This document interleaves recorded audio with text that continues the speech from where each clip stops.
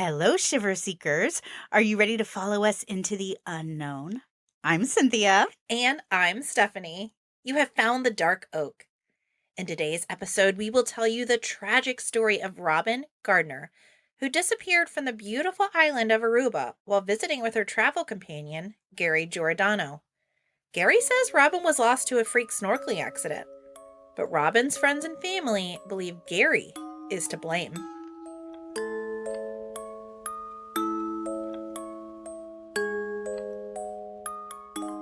Welcome to the Dark Oak, the mystery podcast with purpose. Each month, through our charity called the Branch of Hope Foundation, we give a portion of earnings from our Patreon and sponsors to a nonprofit organization related to the first episode of the month. To find out how you can be a part of the movement, head over to thedarkoak.com or stay with us until the end of this episode and we will give you all of the details. Thank you, Cynthia. Now, I know I already gave you a bit of a teaser in the beginning, but when you hear someone talk about a beautiful blonde American woman missing in Aruba, who do you think of? Natalie Holloway. Who else? Exactly, Natalie Holloway. Now, for anybody who's been under a true crime rock, Natalie Holloway was an 18-year-old high school graduate from Mountain Brook, Alabama, who disappeared from the island of Aruba in 2005 while on a graduation trip.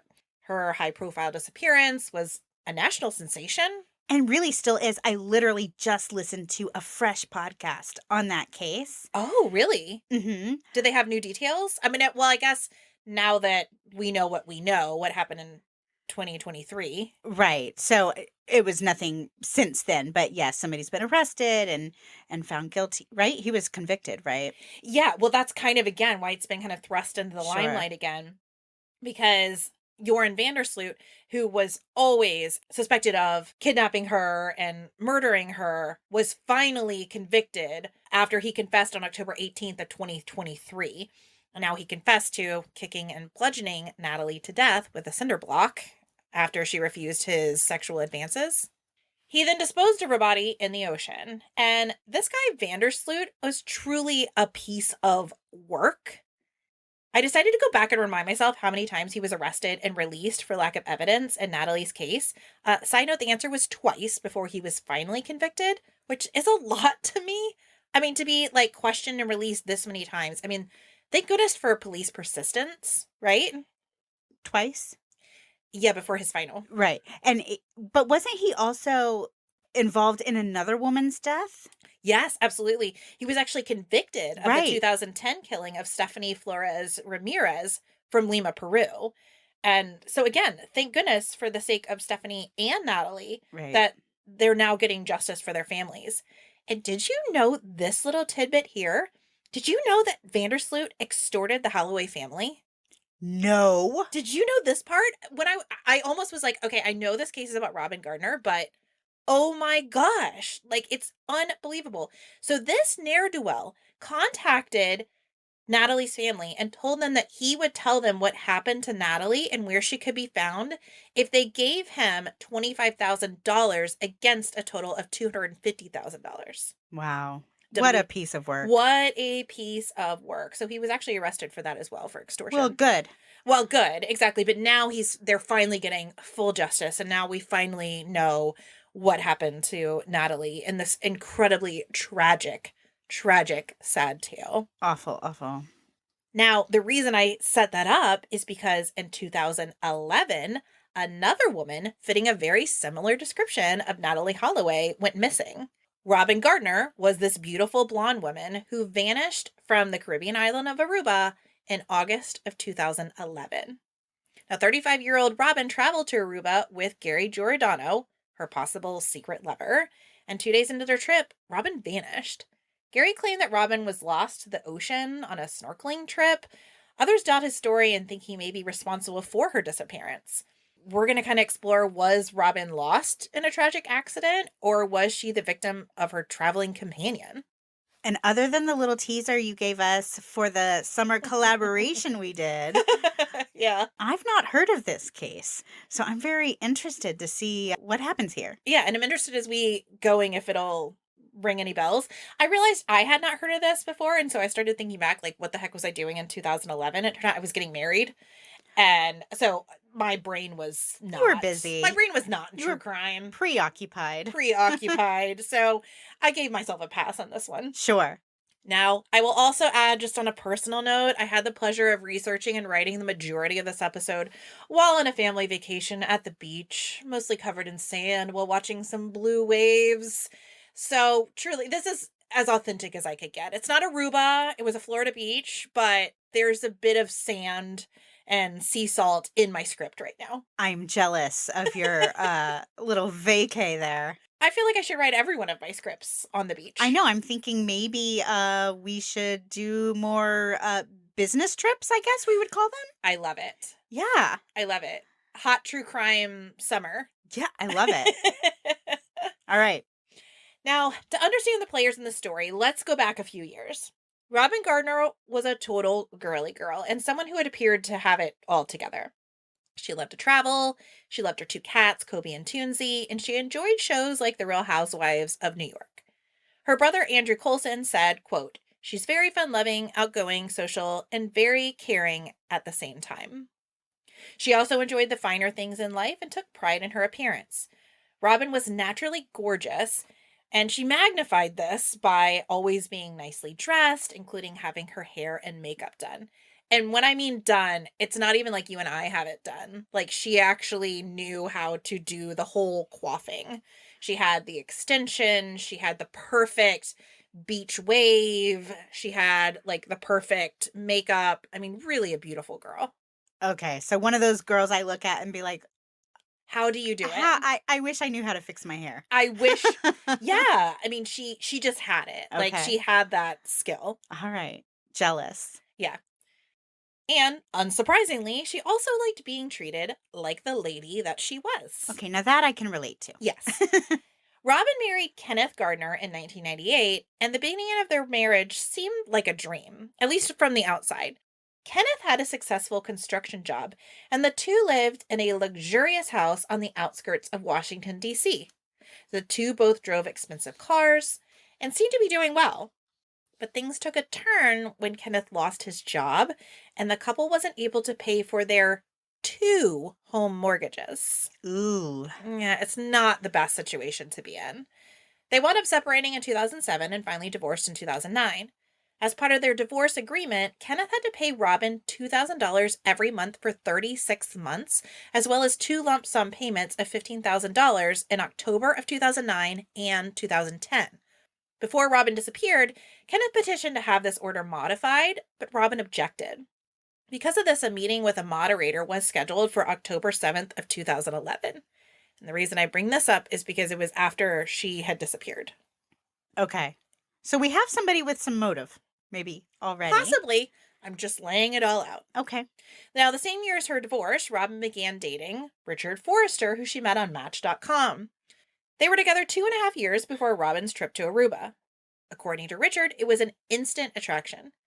He said, quote, "She was outgoing and very friendly. She got along with everybody. She loved to play tennis, run, and stay active. We would sit around and watch TV or go for dinner and parties in Washington, D.C., or go to art museums."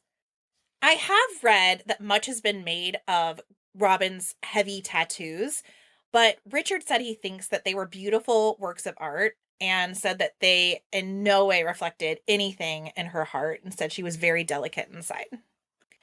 In an interview after her disappearance, Richard told Radar Online, quote, "She had her own apartment in Frederick, but she lived with me 6 days a week, and she had her cats here. We talked about marriage and about the future. We were looking for a place together. I'm in love with her more than anything in the world. I loved any contact with her. She could send me a text in the middle of the day and make me smile." For any boyfriends or husbands out there, say that about your woman and you'll melt some hearts. That's exactly right. And Richard truly paints this picture of this fairy tale romance. Unfortunately, that's not normally how these stories go. And unbeknownst to Richard, Robyn was still active on Match.com. After 2.5 years of dating. Yeah, Richard. and after all those, like, adorably flowery things that Richard just said about her. Okay. So, not the best look.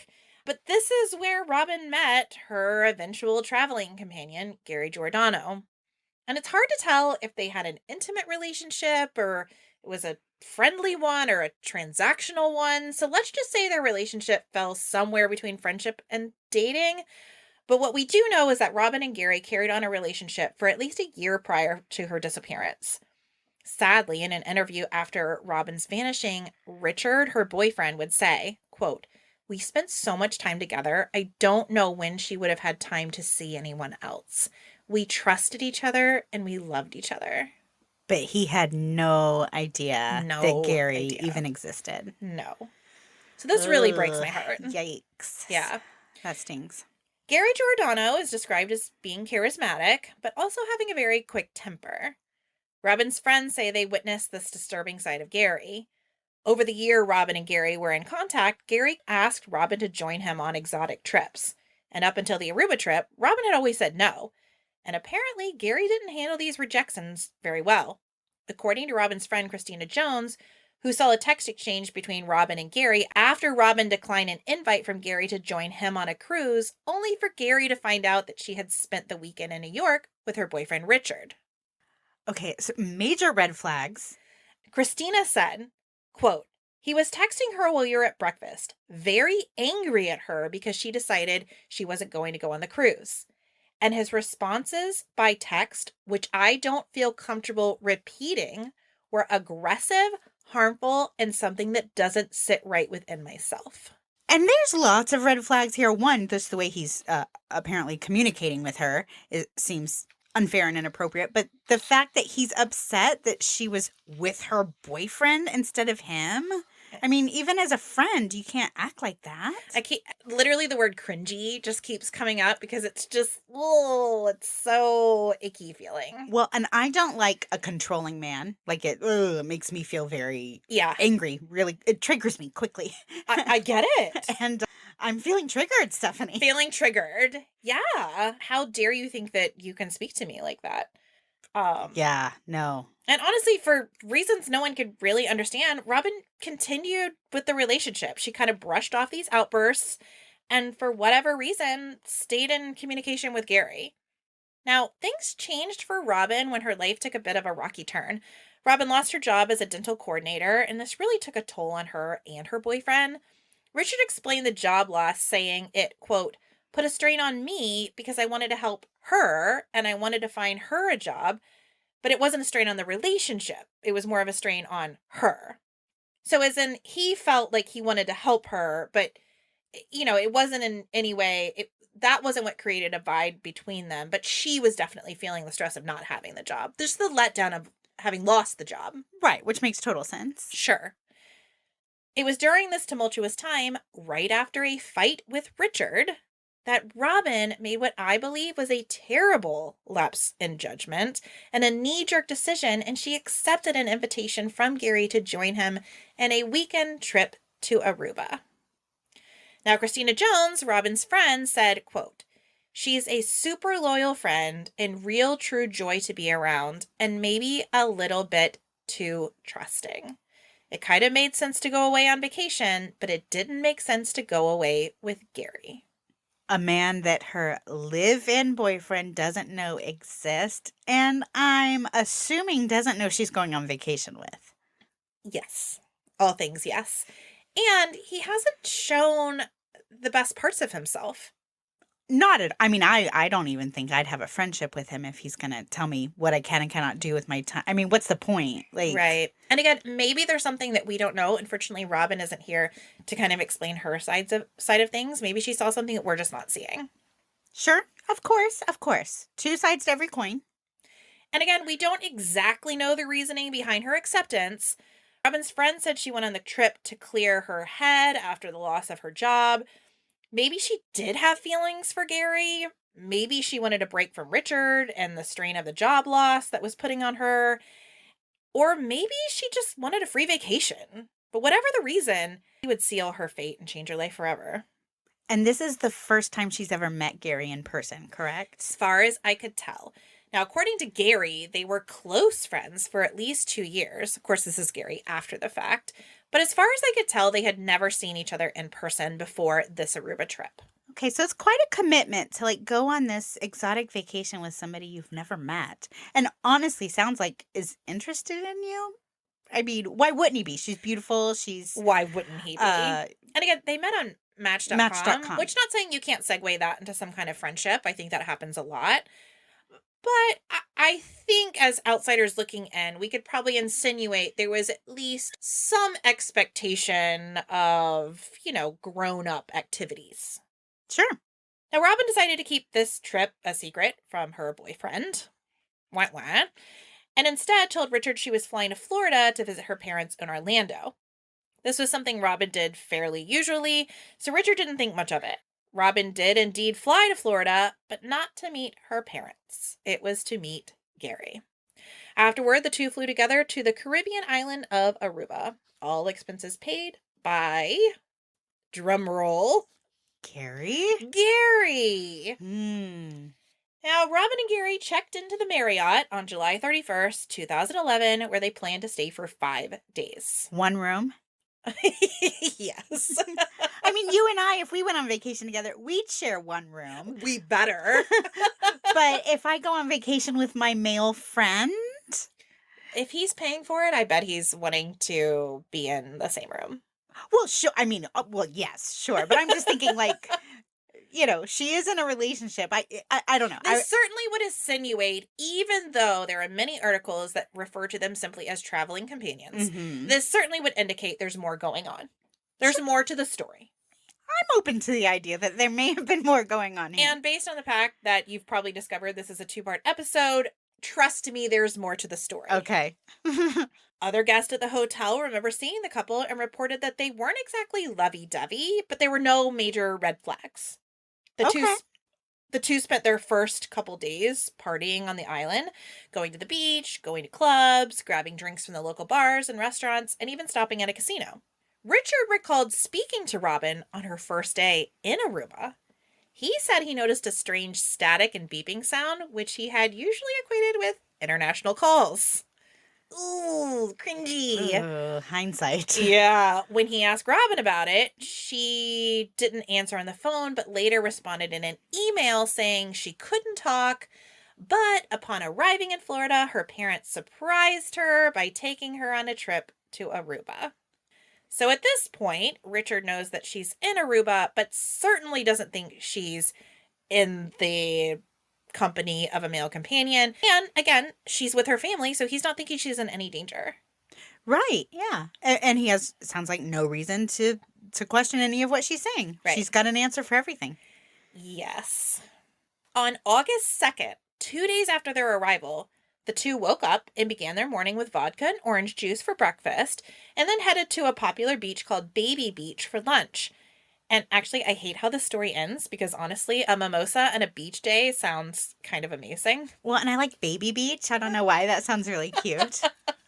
Well, I'll tell you a little bit more about Baby Beach, why they call it that. And it does. It seems like this amazing place to visit. Now, before leaving the hotel, however, Robyn posted "This sucks" on Richard's Facebook wall. Remember when you could actually leave comments on other people's Facebook walls? So this wasn't a message. This was literally on his open wall. All she said was, "This sucks." Okay. And I'm assuming she is implying that the vacation with her family in Aruba sucks. Maybe just being separated from Richard. Okay. And of course, at this point, Richard didn't know what she was referring to either. Right. Now, of course, in hindsight, he's like, I wish I had tried to call her or message her or something. But she's just said, "This sucks." I mentioned they were heading to Baby Beach.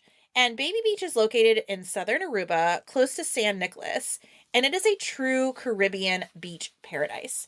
It's shaped like a half moon, and the beach spans a calm lagoon, which is really ideal for families, especially those with young children. The shallow waters make it perfect for swimmers who like to wade out for a long distance, as the water doesn't rise past your waist, ever. Oh, that's the perfect. It is perfect, Yeah. right? And snorkeling is also encouraged, as the calm waters allow for an inviting environment. Unfortunately, the lagoon itself doesn't offer much in the way of sea life, though. I mean, it's just a sandy bottom. So some people will occasionally try to venture out from the protection of the lagoon and the bay. But according to tropicalsnorkeling.com, this is highly discouraged, as the ocean is often what they call fierce.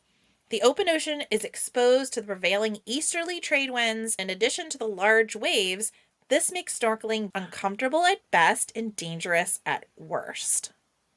So it's kind of like there are areas that literally your children can snorkel in, super safe, but there's a very small threshold between super safe and comfortable, and you're going to get caught in a pretty bad current and swept out the ocean.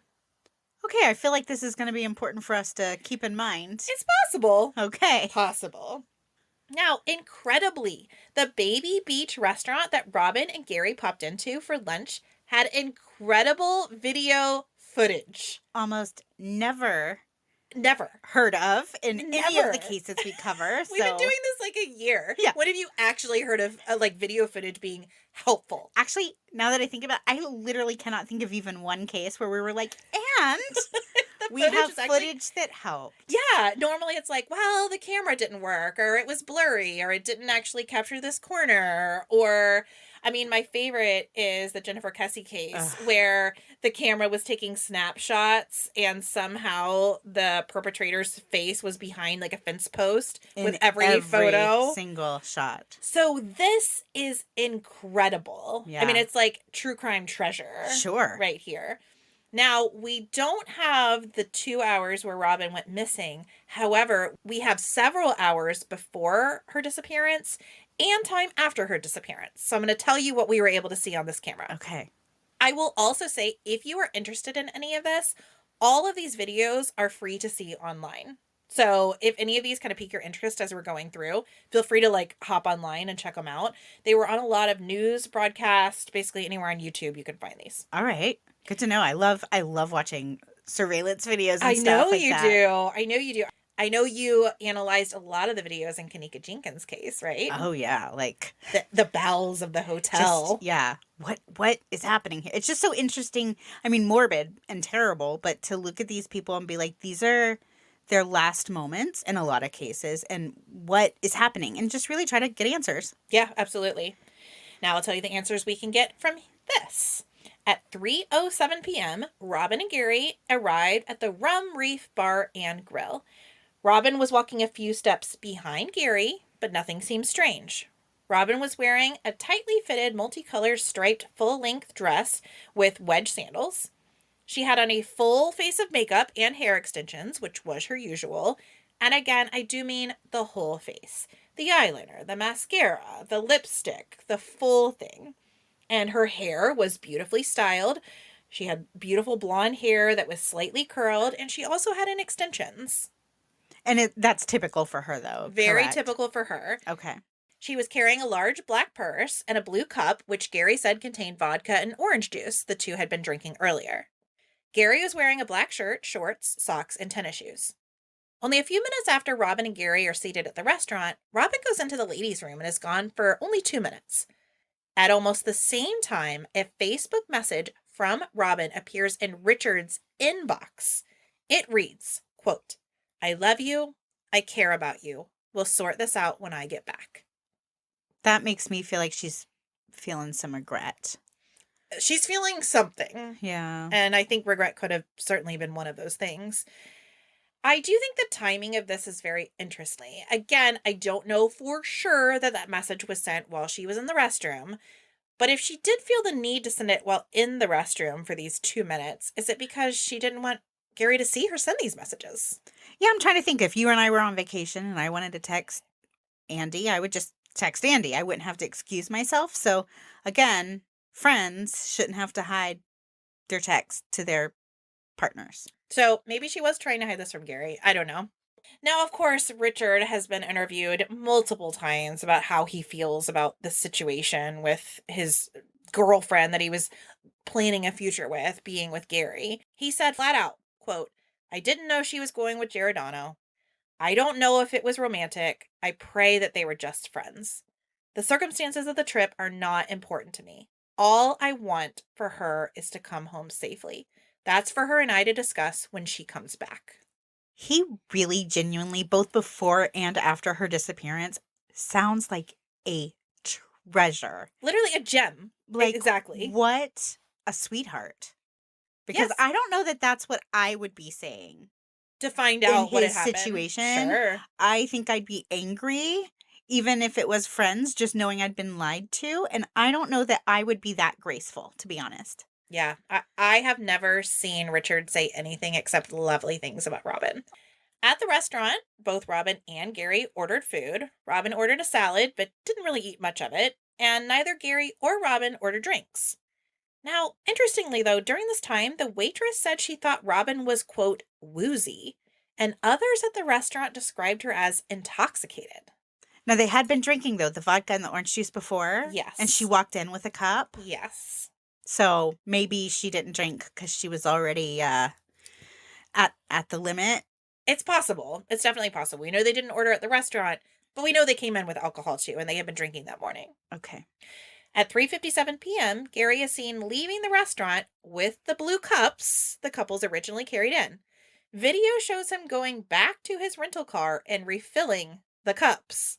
What? Yeah. He claimed to be filling the cups with more vodka and orange juice and claims this was merely a cost-saving measure. Okay. I mean, yes, it is, but wow. Okay. Right. We can't buy the drinks. Now, I will be the first to admit, maybe embarrassingly, I don't know, maybe I shouldn't admit this, but I have done something similar.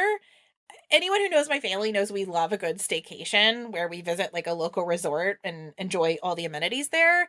And very early on, I mean, we were like flat broke. So we would get these very discounted rooms and we would bring the drinks and oftentimes like snacks with us. So we didn't have to buy the expensive like hotel food and drinks. Well, sure. Like bring in our own bottle of wine. Maybe like, that's when I could actually handle liquor. So bring in like liquor. So I don't know. Some people say this is like a major red flag. Like what on earth was happening with him refilling the drinks in the car? And I do think there are things to talk about with that. But I don't think just refilling the drinks out of the car in itself is like a huge issue. I mean, to be clear, I have definitely, like, if I'm going to a hotel, of course I'm going to bring my own drinks. I'm not going to go to the hotel bar or, things of that nature. To me, I think I'm all about buying my own snacks and bringing them into the movie theater as opposed to spending $10 for a small popcorn. Yeah. But to me, they're going to a restaurant. Like, I don't bring my own drinks to a restaurant. To me, that's kind of the difference. Well, and many have pointed out that drinks in Aruba are not expensive. So this would not have been a significant cost savings. Right. And honestly, again, okay, getting the drinks in the car, maybe that's not a huge red flag. However, if I am Robyn and I am here with Gary. I'm not impressed. Well, yes, I think that's probably true. I think based on these text messages that she's sharing with Richard, she's not loving the situation. Uh-huh. But honestly, who knows what he's putting in the drinks? Also true. You know what I'm saying? Also, I mean, yeah. You're with a man that you don't know incredibly well. Now, of course, he's saying they're super close. Again, we don't have Robyn's version. But the fact is they had never really been together in person. And so I don't know. I just think as a woman, maybe I'm just not very trusting. But I would be concerned about what this man is putting in my drinks. Yes, but on that same level of thought, would you be sharing a hotel room with him? Like, are you just as vulnerable sleeping? That's probably true. I mean, if you're going to trust him with your hotel room, trust him with your drink. That's fair. That would be me. Like, I wouldn't be, if I'm sleeping next to you. You can't nitpick. Yeah, then I'm going to let you fix my drink. All right. That makes sense. But I'm not going to be impressed by the fact that you're not paying for it. I mean, that's for at least like the third date. It does seem like a pretty cheap, weird move. And Yeah. I mean, I don't know, vodka and orange juice out of a car just doesn't really do it for me. But to each their own, I suppose. Now, Gary goes back into the restaurant with full cups. And at 4:07, Robyn goes back into the restroom. And witnesses at this point say she seems groggy. At 4:13, the couple left the restaurant. Again, Robyn was seen walking a few steps behind Gary. And I think this continual situation, like, why don't you just wait for her and walk with her, like, side by side? I just think it's weird. But that's just foible for me, I suppose. Yeah, and it's not how a romantic partnership. I'm trying to imagine my husband and I, we walk side by side. If he's up ahead of me, you're right. I'm going to be, hey, You want to wait for me? Like, I would literally Yeah. say that to him. Yeah, or you're gonna feel like, do you respect me? Do you want to keep me safe? Like, what's going on right now? Right. Right? Yeah. And if you and I were walking next to each other, two friends, like we'd be next to each other. Right. So yeah, this is weird unless they're fighting or something, but I it's don't kind know. of Or weird. maybe it's just tense. Yeah. Or maybe he's just clueless as to what a woman would want. You know what? He wouldn't be the first man. Yes, he may just be dumb.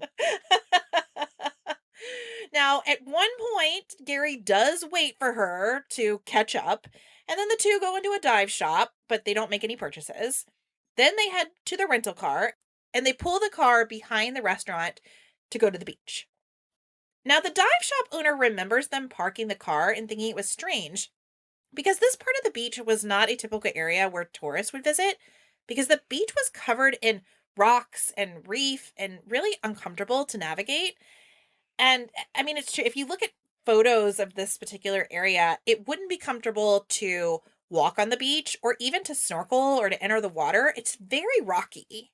And they would have seen that. Now, because I'm thinking, okay, It's very evident that Okay. this is not a welcoming part of the beach. Okay, because they're not from the area, so maybe they wouldn't have known, but they would have been able to tell visually. And at the same time, there are very welcoming areas very nearby Correct. that would have also been obvious. Correct. But again, I don't know if they had been drinking. Maybe they didn't want to drive very far. Oh, I mean, okay. maybe there's reasons that they ended up here. But whatever it is, it seems like a strange decision. Okay. Now, this shot of them parking the car and getting out and going to the beach is the last we see of the couple. The next thing we see on camera is Gary at 6:16 p.m., so 2 hours from the last time we saw them on camera, making his way back to the restaurant. As he's walking, he's knocking on a few doors. Most obviously, we can tell Robyn is not with him. Now, Gary looks like he's walking in like a clear direction, but he doesn't look alarmed or panicked. He isn't jogging or running or pounding on doors. He's just walking along, kind of tapping on some doors, which is important to note based on what we find out next. It was very nonchalant. It Very was like nonchalant. It was like a, hey, Yeah. you open or Yeah. After no one answers and knocks on the doors, Gary eventually makes it back to the original restaurant where he speaks to the kitchen staff. He kind of goes around to the back door and he tells them to call for help because Robyn has been involved in a catastrophic snorkeling incident and is now missing. Now, Gary said he and Robyn had been walking along the beach and Robyn actually cut her foot on one of these rocks. Remember me telling you this is a pretty treacherous area? So she had gone back to the car to try to doctor her foot. But as they were there, again, working on her foot, Gary suggested that they go snorkeling. And without answering, Robyn grabbed her mask and headed for the water. Gary assumed this meant she wanted to go for a swim, and so he followed in the water after her with his own snorkel mask. According to Gary, he found the water current too strong for him, so he tapped Robyn's leg and motioned back to the shore. He said she acknowledged him, and so he turned around and, without ever looking back the entire time to see if she was following him, he swam to the shore. Now, according to him, the current became so strong that he was essentially fighting for his life. However, it wasn't until he actually reached the shore and turned around that he realized Robyn was not with him. Instead of spending time looking for her at the beach, which I think a normal person would do, Gary decided to head back in the direction of the restaurant to look for help. Now, put yourself in this situation. Would you have made the same decision as Gary? I mean, so your snorkeling companion is just gone. What's the first thing you would do? I mean, obviously, in a situation like this, we know that seconds matter. So the first instinct would be, where is she? Let me find her. If I walk away from this scenario, who knows what might happen? Who knows what might happen? Exactly. Now, according to Gary, he immediately left.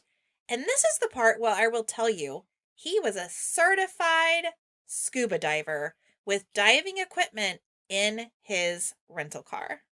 So that makes just no sense. No sense. Now, he says he was just exhausted and it would have been dangerous for him to re-enter the water. However, it just doesn't line up for me.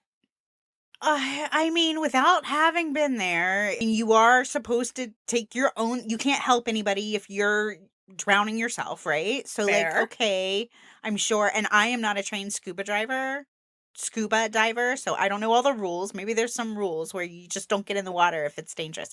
But you got somebody who's clearly in some serious trouble. You're not even going to try? And here's the deal. Even if it's too dangerous to get back in the water, aren't you at least going to stand on the shore and see if you can see her waving for help? Or see if you've seen her floating? Or is she washing up? Something. Right, because by the time you get back with this help you're trying to get, like, you don't even know where she might be. Exactly. But nevertheless, Gary heads back for the restaurant to somehow seek help. Now, later in an interview with Dr. Phil, Gary was asked why he didn't simply call for help on his cell phone, which he had with him. He answered that he didn't know the emergency number in Aruba. In case you were interested, it is 911, the same as it is in the United States, where Gary was from. Well, and the fact that he So- didn't even try. He didn't even try. Like, And again, almost every foreign country, it's some version of 911, 999, 900. I mean, you're going to get somebody. you would try. You would try. Right. You would absolutely try. And as well as be screaming for help, as well as, like, All the things which Gary did not do. right. And has never admitted to doing. Never even said he did it. So strange. It's so strange. Now, interestingly, the more times Gary is interviewed after Robyn's disappearance, the more versions of the story we get to hear. In one version of the story, his shoes and socks were what made him have to turn around. Wait. Somehow, Leah, let's talk about this a bit. So, in Gary's version of events, he went into the water with his shorts, socks, and shoes. I mean, okay, if he didn't have a bathing suit, which I do have questions about what these people were wearing because they were just dressed to the nines at the restaurant. Okay, I can see wearing the shorts if you're not going to go skinny dipping. But socks and shoes? Full socks, Like tennis shoes? like dad Or boat shoes like or something. dad tennis shoes.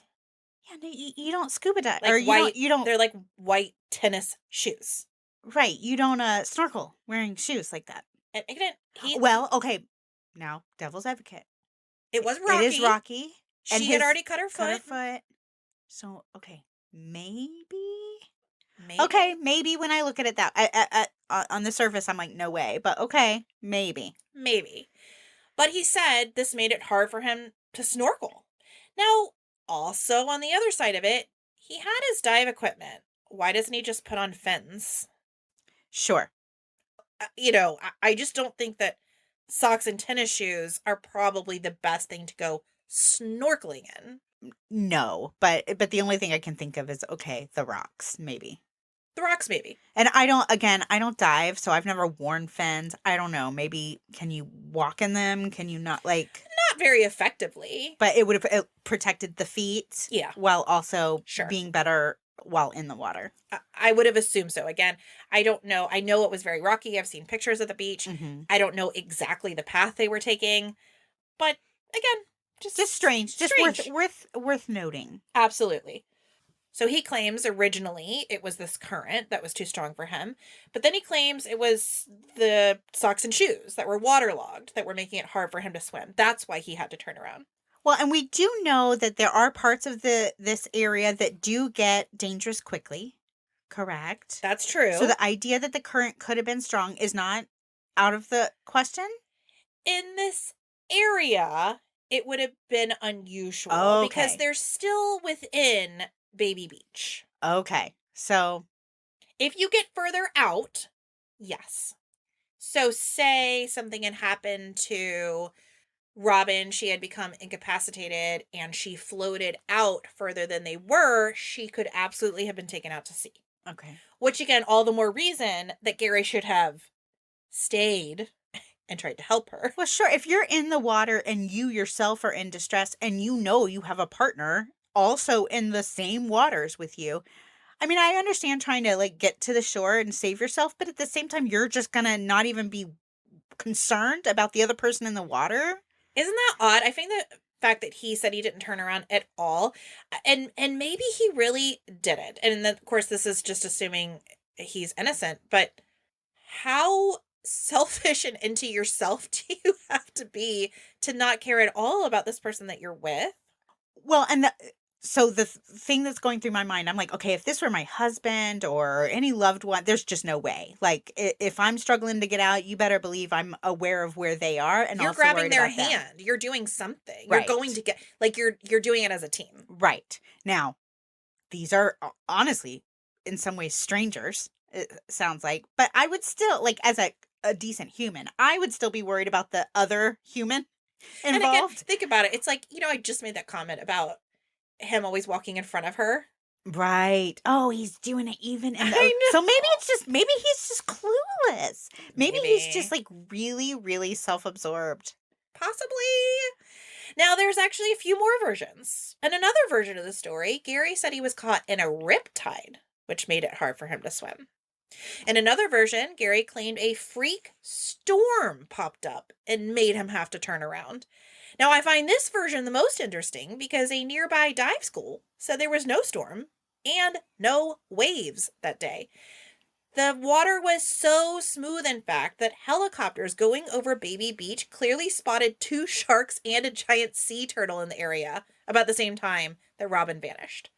The water was so clear they could see through to the bottom and could make out the shapes of marine creatures. Okay, so without that report, I would say that 3 of the excuses he gave could have all been the same. Like, okay, a rip, current, and then the tide was like, that's all kind of the same versions or different versions of the same thing. The waters got rough and I couldn't fight them. Right. And also I was wearing sneakers. Right. And sneakers made it more difficult. Right. So that alone wouldn't be red flags to me. But then when you have witnesses saying there was no storm and there was no rough waters. Well, and the fact that you have 4 versions of the story to me is concerning. I guess for me that. But you think they all kind of sound, 3 of them are all very similar. Right. So for me, it's not 4 different versions. For me, it's just like 3 different versions of saying the same thing. Okay. Fair enough. But that's just me. Now, again, according to Gary, he was so distraught by the whole ordeal, again, fighting for his life to get out of the water, that he didn't even stand on the shore to look for her, but instead he ran the 200 yards to the restaurant to ask for help. But let's go back to the video footage. He is absolutely not running. He is not jogging. He is walking. Casually walking. Which there's just no excuse for. Like, if somebody is potentially drowning in the rough waters that you almost lost your life in, you would be running. You would think so. He claims that he was so exhausted from his ordeal in the water and then sprinting to the restaurant that by the time he got to the restaurant, he was completely out of steam. I would think adrenaline. Right. I would think adrenaline would push you forward. Right. Somebody is potentially drowning. You push through. Yeah. And that is where I'm going to leave you for part 1. No! I could tell you were really getting good. Now, in part 2, we're going to go into the additional evidence uncovered at the scene. We're going to go into Gary's reaction and questioning. We're going to go into Richard's reaction. And then we're going to go into some theories about where Robyn might be and what may have happened to her. Well, I have my theories already, Gary, and it's not looking good. But I will, for the sake of not being sued, say that I've yet to hear all of the information. I will keep my opinion to myself until next week. And I will tell you, please do not make up your mind until you hear part 2. Oh, okay. See, she's doing it. I did the same thing with Maura Murray.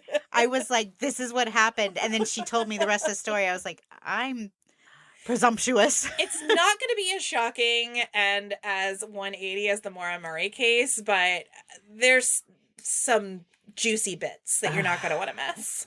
Okay. Well, on that cliffhanger, you're so mean. Sorry. And I will tell you guys, I get to go right now and listen to part 2. You guys have to wait a week, so I'm really sorry for y'all. Oh, man, you're a big tease. I've heard that before. Let's move on to the Branch of Hope Foundation report. The true stories we tell on this podcast do provide entertainment and excitement, but we always want to show compassion and respect to the victims and their loved ones. And the Branch of Hope Foundation allows us to give back to the community, spread awareness about unsolved cases, and hopefully bring a little comfort and hope to those who need it. So, Stephanie, why don't you tell us about our Branch of Hope recipient for the month of July? Yeah, I'd love to. We got this foundation after covering the Kendrick Johnson case earlier this month, which is such a tough one. And I don't know. I feel like it's solvable, though. I do. And I really hope that it is. And so the Kendrick Johnson Foundation Fund is truly here for that. We think this is a great organization for this month. And we're so pleased to provide a portion of our earnings to share with them. We are simply a podcast leading through words and actions. If you love this episode, love us, and love what we are doing at the Branch of Hope, please like and subscribe and tell someone. If you want to know more about the Kendrick Johnson Foundation Fund, please head to our website at thedarkoak.com. You can also email us anytime at thedarkoakpodcast@gmail.com. If you have a suggestion for an upcoming episode, if you have a suggestion for a Branch of Hope Foundation organization that we can sponsor, we'd love to hear that. We love to get back to the community and we love to make connections. And this just makes our heart happy. It absolutely does. And be sure to follow us to our next episode where Stephanie will finally give us the rest of Robyn Gardner's story. It's so juicy. Ooh. Thanks for listening, Shiver Seekers. You rock. Bye.